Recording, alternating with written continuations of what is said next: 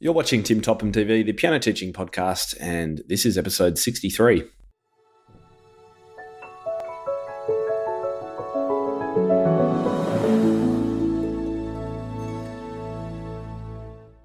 G'day everyone, and welcome back to the Tim Topham TV piano teaching podcast, where today we're going to be chatting to the winner of my 4-week challenge in the Inner Circle. His name is Colin, and he's a fantastic teacher who you're going to get to meet in this interview. And we're going to be talking not just about the experience that he had in the challenge, but also giving him a chance to ask me a whole lot of questions that he had about teaching. And so we're going to learn a lot by this. I love turning the tables on my own podcast and having people ask me questions. And it's something that I'm really interested of doing more in because it was great fun. And I know that everyone is going to get lots of value out of this, regardless of whether you're in the Inner Circle membership or not. Before we dive in today, I would like to thank today's sponsor, and that is the Make More, Teach Less online summer camp training program by Jennifer Fox. I mentioned in the last episode that I'm promoting this at this time of the year for those people who are in the Southern Hemisphere, particularly around Australia and perhaps in South Africa. I know I've got some people over there, or in parts of the world where you could run summer camps over the December and January period. Jennifer's course takes you through the process of running your first summer camp from start to finish. Literally, logistics, scheduling, marketing, activities, everything that you need to know. And I really like her do's and don'ts section, which will help you avoid making mistakes, which are so easy to make when you first run one of these camps. And I know one of them, I'm pretty sure, is don't start too big. Start small and make a real effort and have a really good start with a small group of people. It's a great way to build community in your studio, and it's a great way to increase and continue your income through what can be a very dry period. Her course comes with 9 video modules, which you can follow at your own pace, and all the handouts, downloads, bonuses, etc. So to find out more and actually grab some summer camp lesson plans, you can head to timtopham.com/summer-camp. So that's summer-camp. Okay, so let's get into our interview today with Colin Young. As I say, he's been a fantastic member of our community, sharing a lot of ideas and using the forums to help grow his own studio. And the growth in the last 4-week challenge, which we held a few months ago, was phenomenal and saw him increase his studio numbers quite substantially. So you're going to find out how, the impact that all of that had. And if you're keen on membership after hearing this interview, then I would love to offer all my podcast viewers and listeners $100 off an annual membership, which lasts for as long as you're a member. To find out how to get that membership and how to find the code, just head to the show notes page for today's episode, and that's timtopham.com/episode 63. Here's the interview with Colin. Hope you enjoy it. All right, Colin, welcome to the podcast today. Great to have you on the show. Thanks, Tim. I'm happy to be here. And I know that we said just before we started recording, you said that actually you weren't 100% sure about whether you wanted to do this before we went live. So I'm really glad you have decided to do that. Because I know that it's, you've probably listened to a few different episodes and you're probably wondering why on earth you're on here and up there with some of these people that I've been interviewing. But of course, you're the winner of our first 4-week challenge that we had in the Inner Circle. So I want to talk about that a little bit later on. But before we do that, can you give us a little bit of background about how you came into piano teaching firstly? Yeah, I mean, it's the strangest thing. I probably started playing piano a number of years ago. I think I was about 6, roughly. So 30-something years. I'm on the right side of 40. So, and then I started playing percussion later on when I was about 14. I ended up studying at the academy in Glasgow nearby, and I then ended up taking a bit of a break. I think it seems to be quite a common story the more I read about these things, but I decided I wanted to get back into music again, and piano is where I really went because my sister-in-law kind of pushed me into a local operatic group, which made me do some rehearsal piano playing for the chorus. Decided I was really enjoying it and got back into it. And then as I was playing, I was thinking I really enjoy being part of music as a whole. It's not just about performing and helping with rehearsals. I decided I wanted to go down the sort of teaching route because when I was really young, I did some teaching. I was maybe about 17 just before I left school, and I thoroughly enjoyed it back then.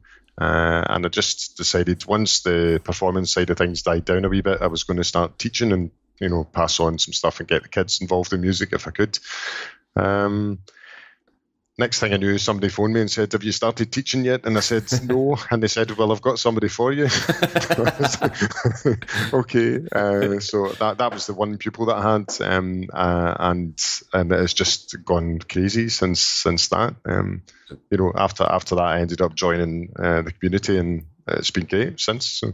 Brilliant. Yeah, it's good. Oh, it's fantastic. Well, and we better explain to people, because there's going to be people listening or watching all around the world who might not have heard your accent before. You better tell us where you're from. I should have asked you straight up. I stay in a sunny seaside town called Largs, which is in Scotland. And the United Kingdom, if you want. It's certainly not part of Europe anymore, that's for sure. But no, let's not get talking about that. It's brilliant. I have yet to interview a Scotsman, so it's great to have you. Great to have that accent. I love it. It's really good. If I'm talking too fast, just tell me to slow down a bit. No. I can't understand you anyway, so it doesn't matter what speed you talk. And just tell us quickly about your family as well. You've got a couple of kids, have you? Yeah, I've got 2 kids. So I've got married as well, and I've got 2 kids. One's just turned 15 a couple of weeks ago. He has nothing to do with music at all. And I've got a wee girl who's just turned 7. And she loves music.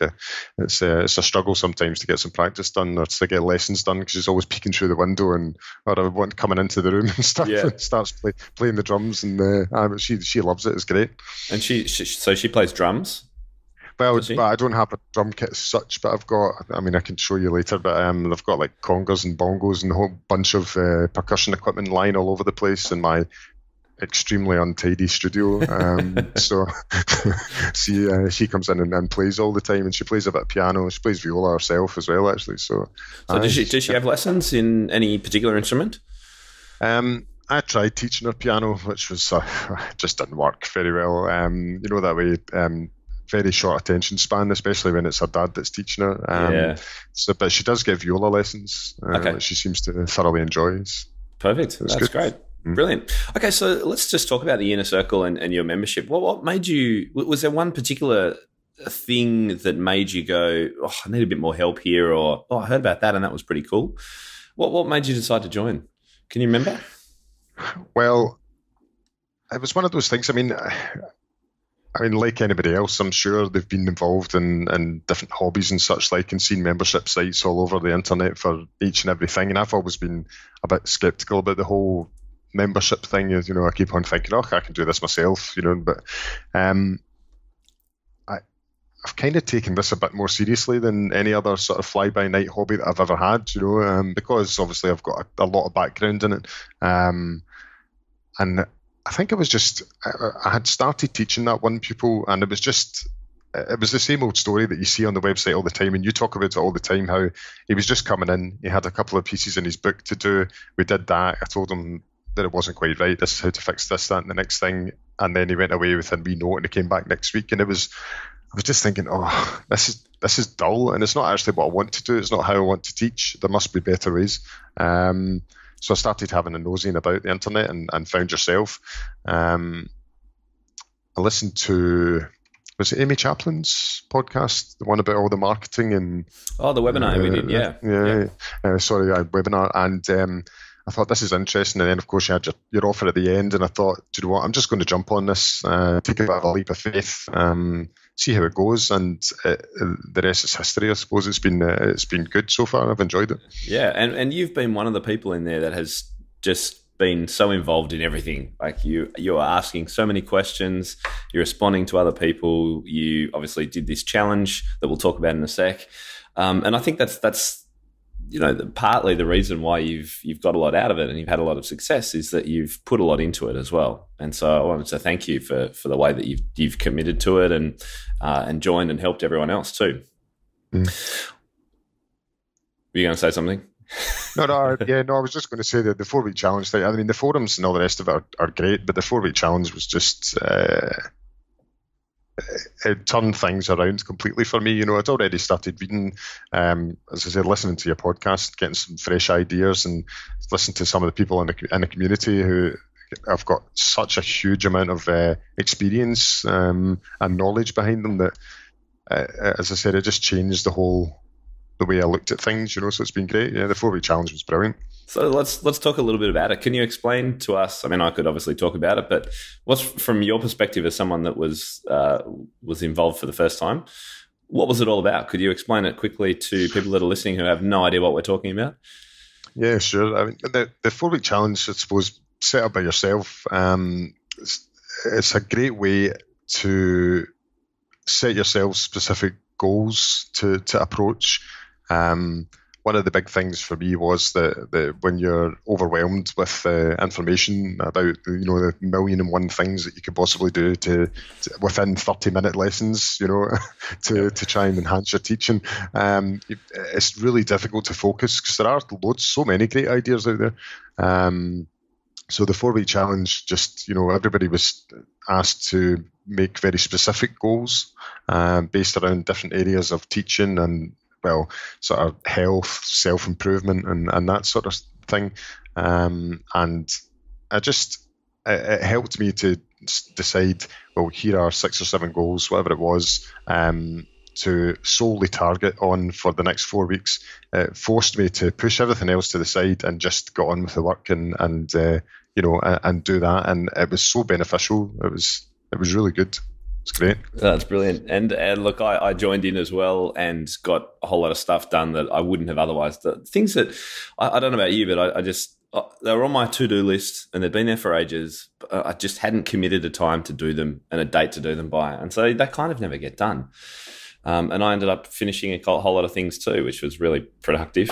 What was the if you could summarize it down to one thing, what was the biggest outcome for you in your teaching, do you think, from completing the challenge? Put it down to one thing is probably quite difficult. I think when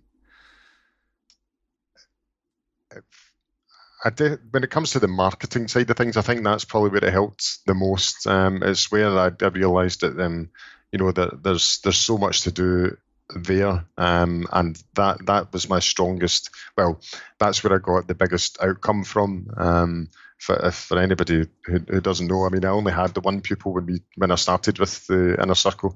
I've now got, well, I had 9 at the end of the 4-week challenge. It was a huge jump, and I've now got another one as well, and a waiting list because I can't, because I work a proper job, I can't, which is a total inconvenience. But anyway, I can't take on anymore just now until I get my head fully around exactly what I'm doing with my teaching. So yeah, that was it, and it all came about through sort of doing some work on Facebook, and yeah, so that was the biggest thing for me, getting my name out there a wee bit and managing to get on top of any local competition as well. Yeah, absolutely. Is there much competition in your particular area?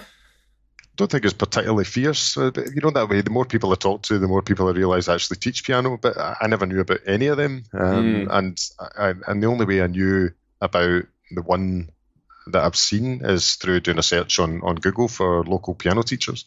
There's only one in Largs according to Google, or there was, but now there's 2. But when I speak to other people, they keep on talking about, I used to go to such and such around the corner from you, and I used to go to such and such, and I'm like, who are these people? And where are they? You can't probably not online or anything.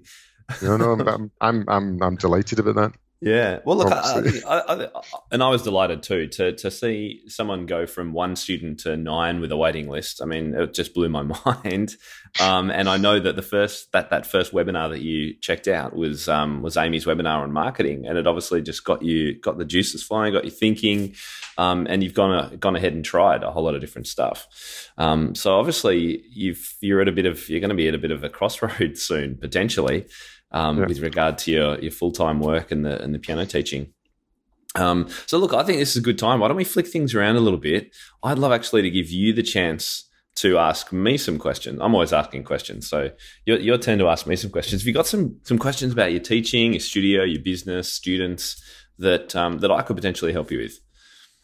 Yeah, I mean, there's a few bits and pieces, and that was another good thing about the 4-week challenge as well. Although I thought I had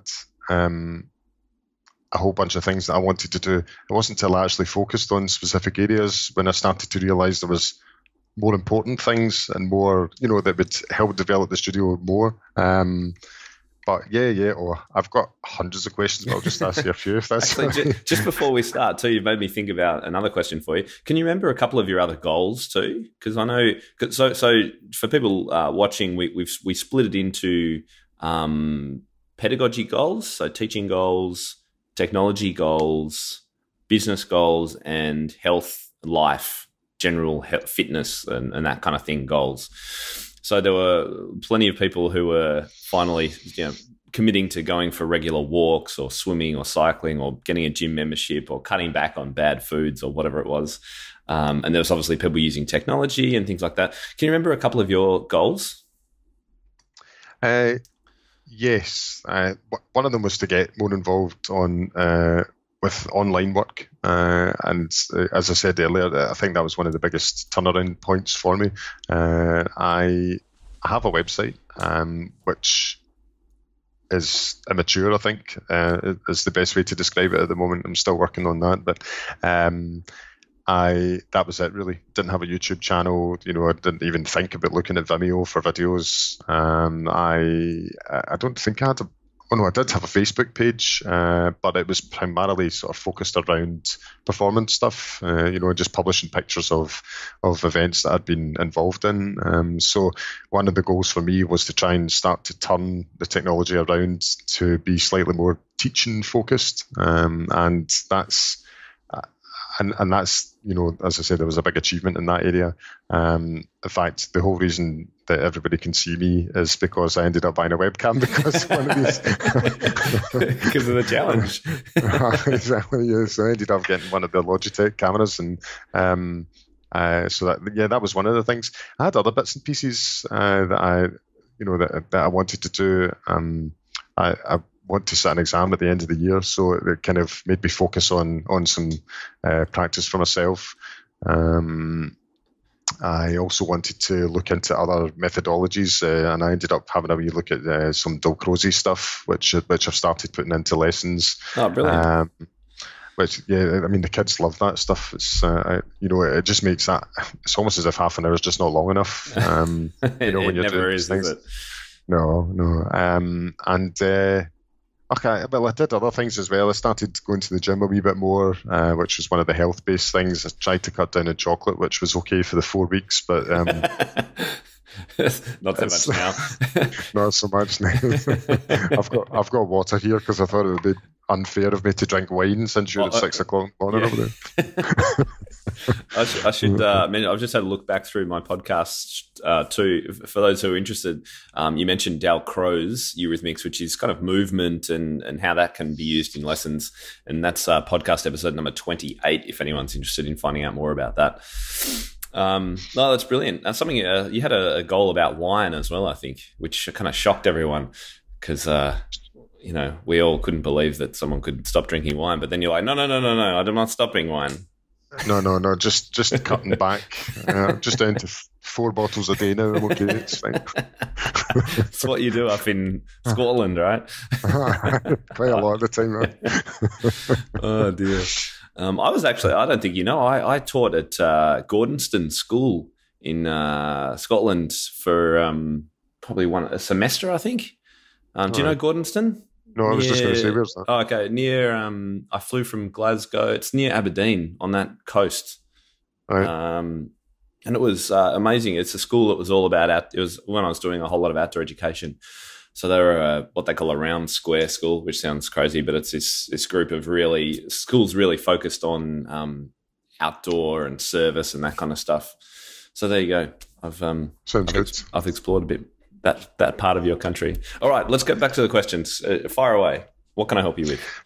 So, the first thing I wanted to say, and I've mentioned it already, is my website. As I said, it's quite immature. It's just really there at the moment just to be, to have a presence, if you like. I don't necessarily know that I've had much contact through there. I do have one person on the waiting list that contacted me through having the website and then putting that on Google Business, and they managed to get in touch with me that way. But it's just now there's not a lot of blog posts on it. There's not a lot of pictures on it, you know, and I think I just need to, you know, get some direction when it comes to the website. You know? Yeah, cool. So look, I think you're actually next on my list of website critiques. So each month in the forums, as you know, but to let everyone know, I give a website critique. So I actually film myself using someone's website and give you ideas. Not being a website master, but someone that's been involved in it for a long time. And I think the thing I have to tell you and everyone about websites is that they're continually evolving, and don't give yourself a hard time. The fact is you've got something up there with your contact details and information about you, you know, that you're a step ahead of many, many teachers. So, you know, good on you for doing that. And it can only get better as you refine things. So I'll definitely be checking it out this end of this month and give you some feedback on that. But I think, yeah, you're asking about blogs. And so I guess my question would be, having a blog or regular updates on a website is brilliant, because people can go there and they'll see that there's new information coming up all the time. But the question you've probably need to ask yourself is, who's the audience for the blog? So would you be writing articles for parents of students? Would you be writing for other teachers to give them some ideas of performance things you've been doing, or I don't know what it is? Have you thought about who you might be writing for? Can I be honest? Yeah. No. Okay. I don't think I don't want to go down the line of speaking to other teachers, if you like. So the likes of the stuff that you do yourself, you know, is great for where I am. But I think I more want to look at having information for students, potentially people who want to start playing the piano or have been playing for a while. Maybe, you never know, where you can pick things up. I think they would be my primary focus, potentially some hints and tips, because one of the things I've noticed over the last few months of teaching is the importance of the sort of parental guidance and help at home, because even if they can't play, it doesn't matter if they can't play. The level that some people are starting at, there's it's impossible to not pick up, some of the earlier method stuff. So I think I'd quite like some of that stuff as well, because some positive reinforcement things, things like that, to help the kids along. Yeah, I'd think about questions that you get asked by parents who might want to have lessons with you. When they ring you up or email you, they might ask, I don't know, what piano do I need for my student? Or what if my student's already been learning for 3 years? What if she only plays pop music? Maybe some of these questions, perhaps you could write articles that answer those questions for parents. That could be a good kind of focus potentially. And I think, coming up with articles, one of the best ways I come up with articles is just to go by what people ask me, the questions I get asked either in person or by email, and just writing them, because if one person's asking them, chances are someone else will be. And just capturing them. So I, even last night, and as part of the last 4-week challenge, I committed to not using my phone in the bedroom. But it hasn't lasted, I'm afraid. and so thanks to Joyce, who did the productivity webinar that's on the site, I use an app called Asana. And just last night, I was doing some reading, and I wrote down a new blog post that I want to write about. It was an education book, but it gave me the idea of writing 8 things to look for in today's piano studio, or a modern piano studio, something like that. And so I just have this huge list of things. Anytime an idea comes to me, it could be any time of the day, just write it down. And so I'd encourage you to do the same thing. And I think the more you start reading and being aware of those kind of questions that you're asked, and the other blogs that you read too, you'll get plenty of ideas coming through. And you might not hit your audience first time, by the way. You might, I used to write things for students when I first started, schools. I used to write about my own performances. So, it has refined over time. It's kind of, narrowed in focus. Thanks. Yeah, no worries. In fact, if you want, I've got a list of, I keep a list of all of this on a Google Doc. I could pop it up in the forums for you if you want, and other people could share from it too. Yeah, I'll do that's that. a good shit. Yeah. Yeah, brilliant. Cheers. All right. Question 2. Got anything else? Question 2.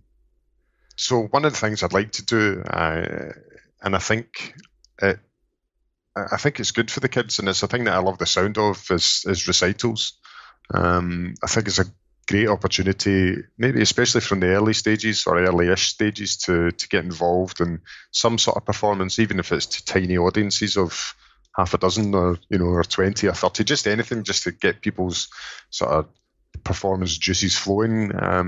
This is definitely something that you have to just get used to. It's one of those things. Well, if you want to perform, it's just something you have to get used to, and I'd like to do it. However, the flip side of that is, currently with 9 or 10 students, I don't know if that would be enough to have a recital, or if I did, could you call it a recital if it was only 20 minutes long? And what sort of stages do you get your students involved? If they're still in book 1, for argument's sake, are they ready to do a recital? I don't know. It's an unknown thing to me at the moment. What do you think about that? Well, I think the answer is really easy. I would say yes, go for it. I do recitals for my students, absolutely, and I've done small ones and I've done big ones. So I think nine students is great. And let's say 3 of them can't make it. Even if you had 6 and they each brought 2 parents, you've got an audience of 12. And I think that's totally fine. It's not about the size or the quality of music, really. It's just about the experience and getting people together. And I think you've got a great advantage in a small group, because you could potentially say that you could make it a real little community event where people, everyone brings some food, and afterwards the kids can all muck around on the piano and eat some food, and the parents can have a glass of wine afterwards or something like that. I think it's almost, you're in a good spot. I'd really enjoy it, while it is small, that you could have this great community feel, and kids can play music of any level. My only kind of thought with that is, if they are playing something that's, a little 5-note melody, I'd encourage you to play along with them, like do a duet with them, and maybe get them to play a couple of pieces, because they are so short. That's good. Thanks, because I do the method I use just now is the piano pronto stuff, and it's got loads of duets, and I do that with them all the time. I think they thoroughly enjoy it when I make mistakes. Oh yeah, and I think I don't know if I miss half of what they're playing half the time, because I'm so focused on trying to get what I'm doing right.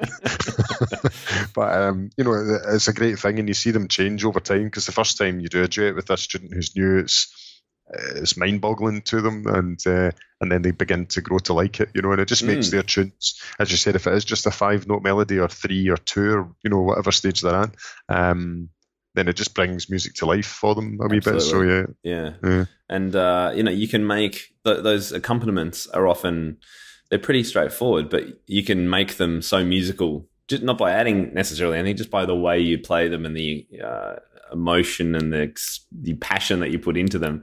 Even if it's really, really simple, the kids love it, and the parents just love seeing their child play. So I'd definitely start doing recitals. Worth every minute. That's good. I have to take a note of that. 2 seconds. Oh, excuse me. Sorry. So I should have muted my microphone. I apologise. Sorry. As long as I don't catch a cold over the mic, I'm fine. You get an Australian cold, you don't want one of them.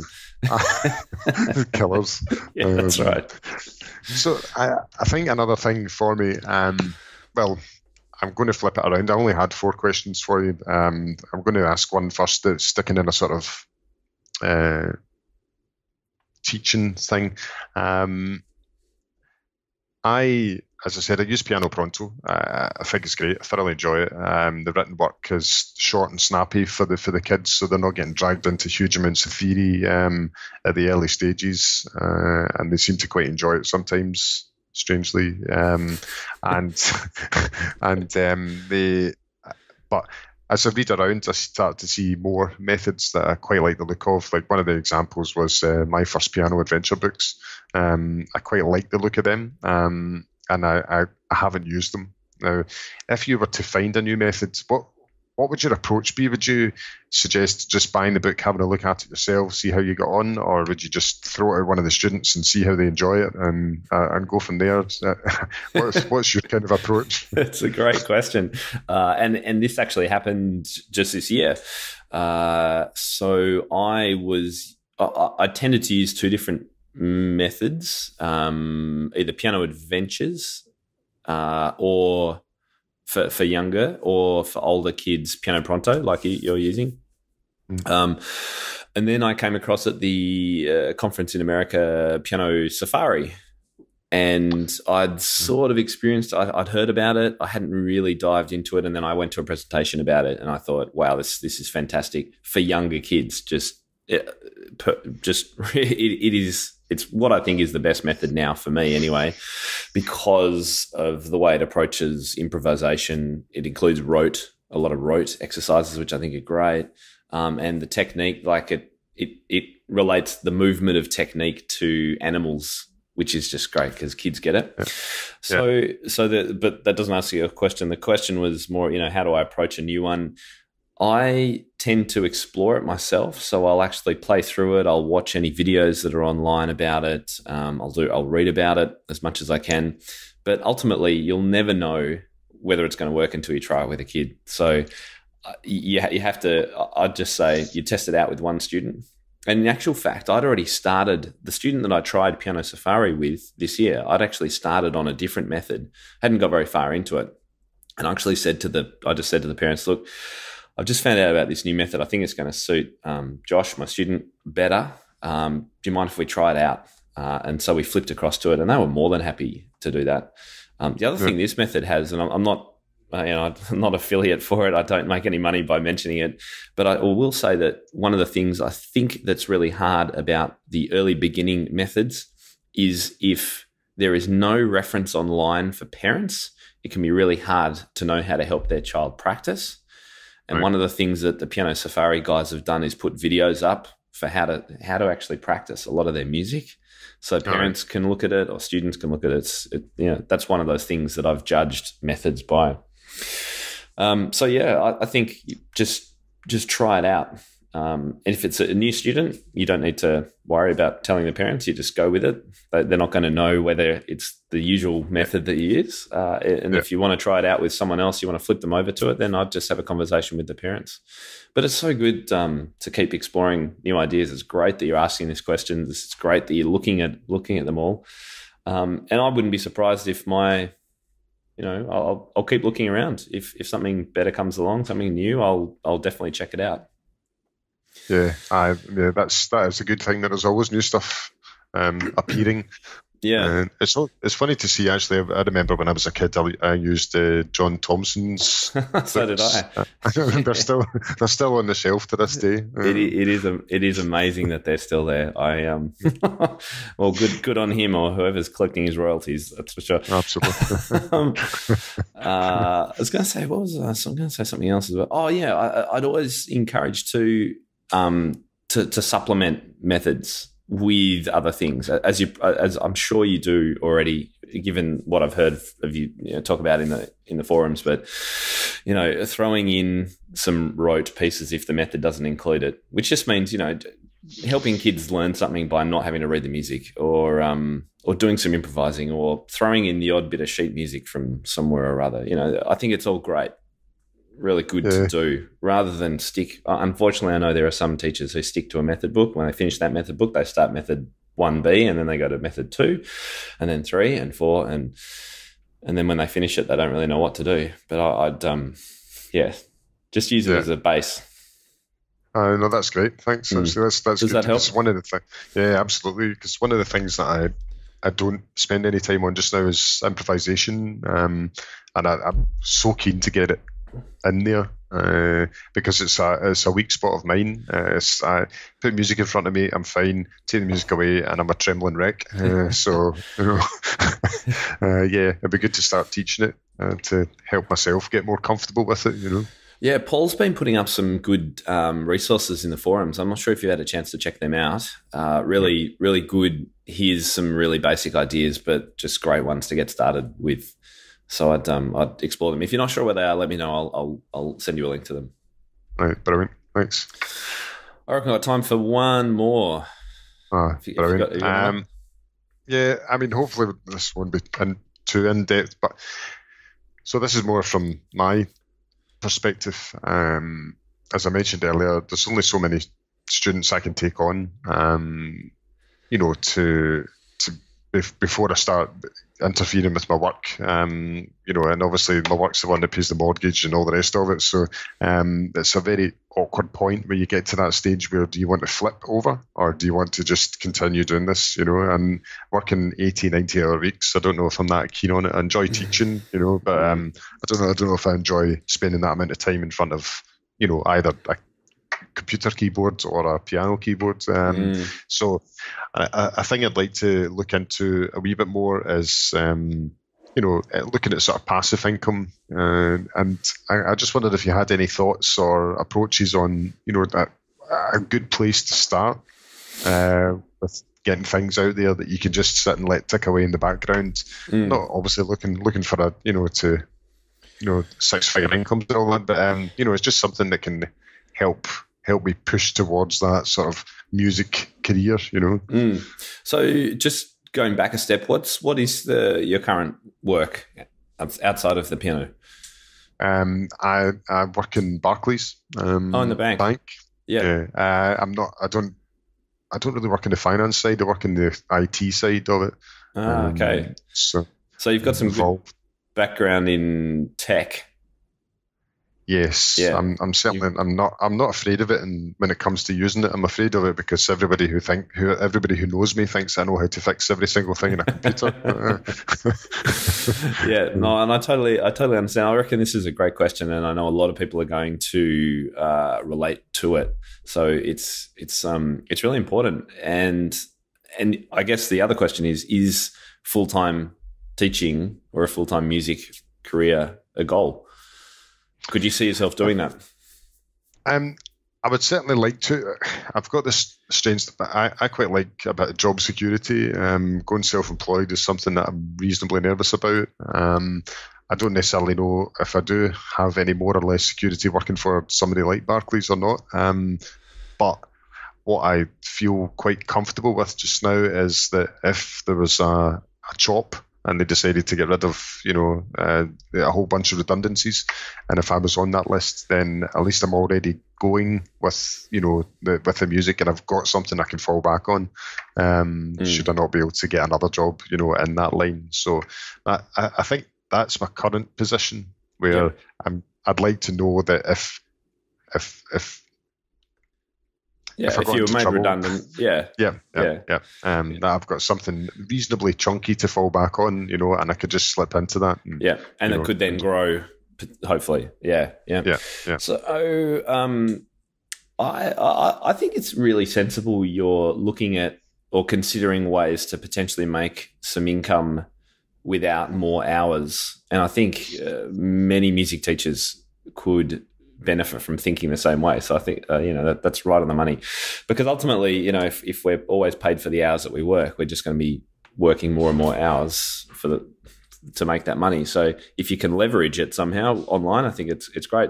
What I would suggest you potentially do, the other people, and there's quite a few of the InnerCircle members, sell online either courses or ebooks about music. And I often tell the story of Tracy Selly, who's one of the members and who I've spoken about before at conferences, who just said to herself, "Look, I'm a piano teacher. I love what I do, but I've just had to move." Her husband moved to a different state, and she had to restart from the beginning. She said, "What can I do?" And she thought, "You know what? I'm going to interview some people online about teaching and record it, and I'm going to package it up and sell it as a training." And she did that and was really successful from it. And she did, I think she's on to about 3 or 4 of these packages of online training webinars, she calls them. which is exactly what they are, on particular topics. So having an actual topic, recording some interviews in the case of this, and then packaging them together and selling them online. And she'd never done it before, and she had no technical knowledge about it, and she just went and gave it a shot. And I love using her as an example when I talk about entrepreneurship in music, because it's just something that people can do these days with inspirational. Yeah, it's really doable. Of course, the biggest question is what would you write? What would you sell? And that's probably a bigger question than we can answer now. But I'd go back to trying to think about, and it doesn't necessarily for you, it might be something to do with banking, finance, IT, or something like that. I don't know. Just trying to find that question, the questions that people have, the need they have for information, and whether you could solve that with either some courses that you present or some written material. I think that's probably where I'd get you to start thinking. And if you've got any questions, then let's start talking about it in the forums, and we can link Tracy and some of the other people into the discussion, because I know they'd be more than happy to help you out with it. Yeah, no, that's great. What's Tracy's surname? Selle, S-E-L-L-E. Brilliant. Yep. And I know she's more than happy to help out, and I know she's more than happy for us to mention her and her music, her webinars. I'm sure if you just Google them, I haven't got the link to it, but we'll pop them in the show notes anyway for anyone that's interested. They're great teaching resources. Yeah. All right, good. Yeah, thanks. No worries. All right. Well, look, I think we probably better wrap it up. I hope that's been useful for you. Definitely, it's been great. Thanks. We've been able to start answering some questions. But thankfully, you've got a great resource in the community. So hopefully you'll be able to jump in there and we can keep the conversation going. It'll be good fun. So look, I think let's summarize. I saw you taking some notes there, which is brilliant. Have you got a couple of action steps that you're going to try and take in the next few days, do you think, after our talk? Well, I need to get my finger out, because I've not put my goals down for the next 4-week challenge. That was very deliberate that I haven't done it yet, and I know it starts tomorrow. It doesn't leave me much time, but I wanted to have this conversation, get some questions answered and speak to you to get some ideas. So yes, I do have some stuff to do. Definitely. I don't know if the recital thing will happen just now, but I'm definitely interested in looking at, getting a more complete set of work for the students to work with, including the rote stuff and the improvisation stuff that you mentioned, and trying to bring in more methods and do some more investigation into passive types of income and website development. That's going to be my focus for this challenge anyway. And maybe not huge amounts of work on the website, but just something to make it a bit more attractive. Yeah, brilliant. And I can also remind me, I'll send you some links and we'll share them with others to some other podcasts and blogs that you might like in regard to that kind of passive income online area too. There's some great resources out there, which has helped me a lot with what I'm doing too. So yeah, chuck up a forum post and I'll respond to that for you. All right, that's brilliant. Well, if people are interested in lessons with you and they happen to be in Largs, Scotland, where do they go to find your studio? Where do they find you online? I've got the website. It's just colinyoung.scot. It's just SCOT at the end. Bit of a new domain extension, but it's up there. Indeed, we've got our own. We've got a whole 4 people using the internet in Scotland.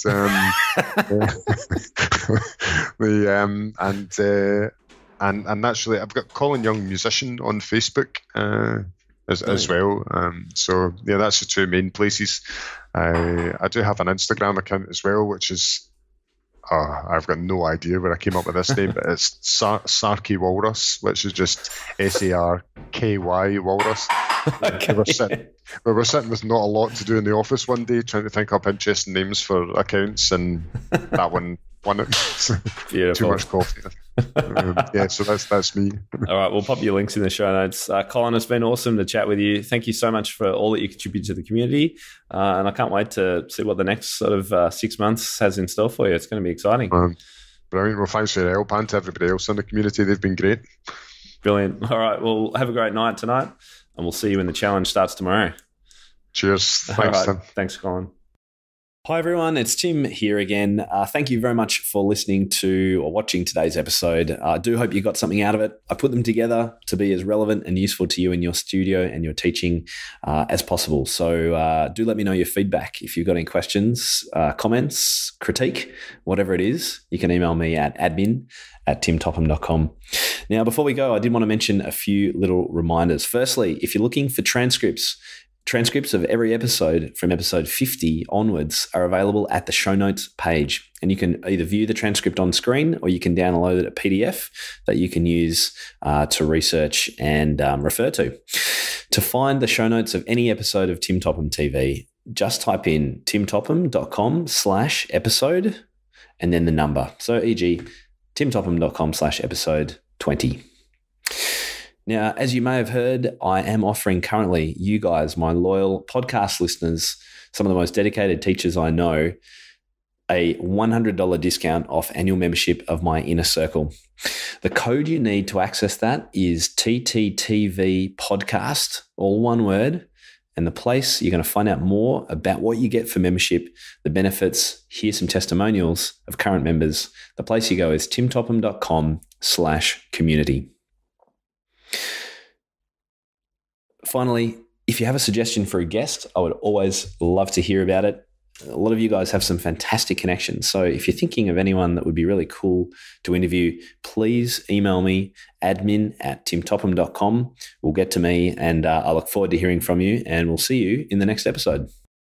If the idea of a piano teachers community where you get to access the best educational resources, rub shoulders with expert teachers from around the world, and have immediate access to feedback for any of your questions, then InnerCircle membership is for you. The InnerCircle is my private community of piano teachers from across the globe who share a commitment to creating and delivering the most inspiring, modern and progressive learning experiences for their students. Membership is now open, so head to timtopham.com/community to find out more and get involved today. I can't wait to see you on the inside.